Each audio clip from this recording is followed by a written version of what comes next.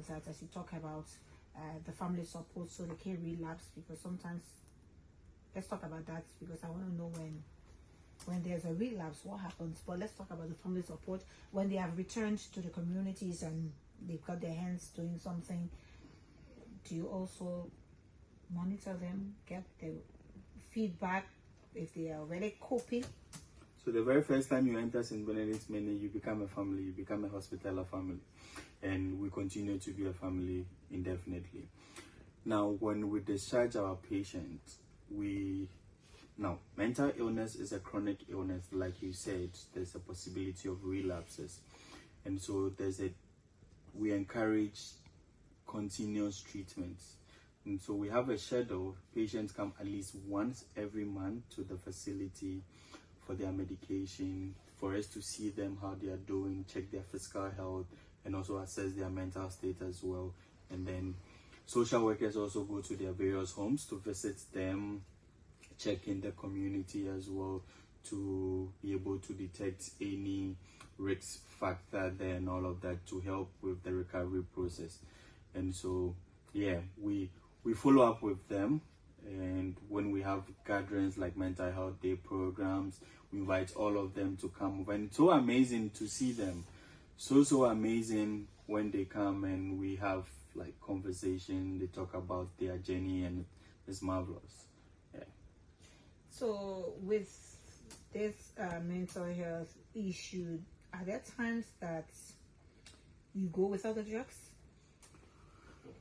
Well, it's a chronic illness. People out there should tell me, people who are suffering from diabetes, hypertension, HIV, hepatitis, who are on medication, how long have they been taking the medication and how far? And it's indefinite. You take the medication for as far as we know. That's right. So let's talk about the relapse. Please, we did the research sometime last year, and we realized that we have the follow-up system that I talk about, coming to the facility for your medication at least once every month. And then we have an empowerment program where we help the patient with a small amount of money to start business. Like I said, we teach them baking and all these things whilst they are there in as part of the rehabilitation activity.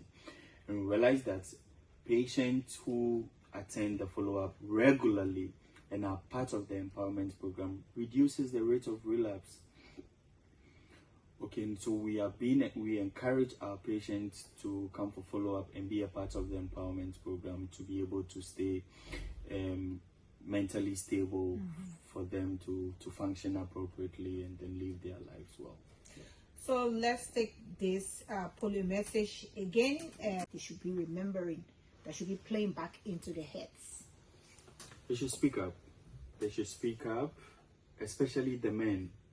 Men find it difficult to speak up when they have problems because naturally the ego. We are egoistic. Okay, so they should speak up. Talk to somebody if you have a problem, not just men, but everybody. Talk to somebody if you have any problem, and go to the right facility. Now you asked the question about where is the right facility. Now these things are brain disorders, so you make sure you go to the mental health facility. You should ask around for mental health facilities. But however, a place like JFK has every branch of medicine. It's always good to go to JFK and they'll refer you to the right places. Okay, they'll refer you to the right places.